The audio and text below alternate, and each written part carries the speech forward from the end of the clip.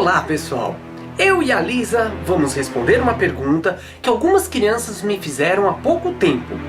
A coruja do Harry Potter realmente existe? Sim, existe. O nome dela é Coruja das Neves. Eu acho um dos animais mais bonitos da natureza. Você não acha, Lisa?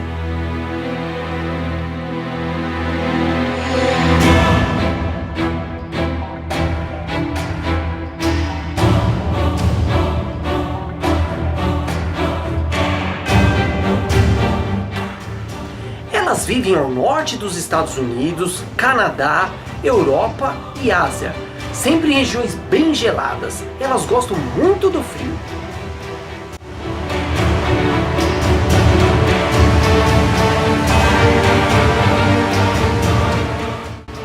Ela pode atingir 65 centímetros de altura e pesar até 3 quilos. Com as asas abertas pode alcançar até 1,5 metro. Os machos têm a cor das penas quase que totalmente brancas.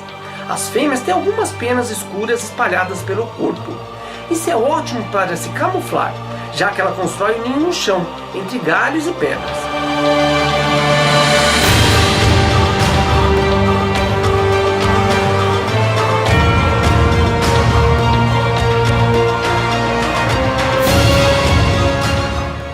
Vejam a filmagem que eu fiz dessa ave, muito bonita.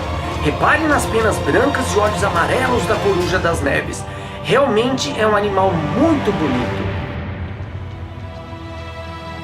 As corujas das neves têm penas nos pés para se proteger do frio. Suas garras são muito afiadas, próprias para caçar aves, coelhos, ratos e um animalzinho pequenininho que elas adoram chamado lemingue. Ele parece um ratinho e vive na neve.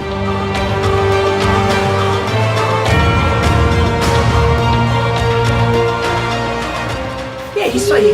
Gostaram da coruja do Harry Potter? Então se inscrevam no nosso canal e assistam os vídeos, que nós temos muita coisa legal pela frente. Tchau e até a próxima!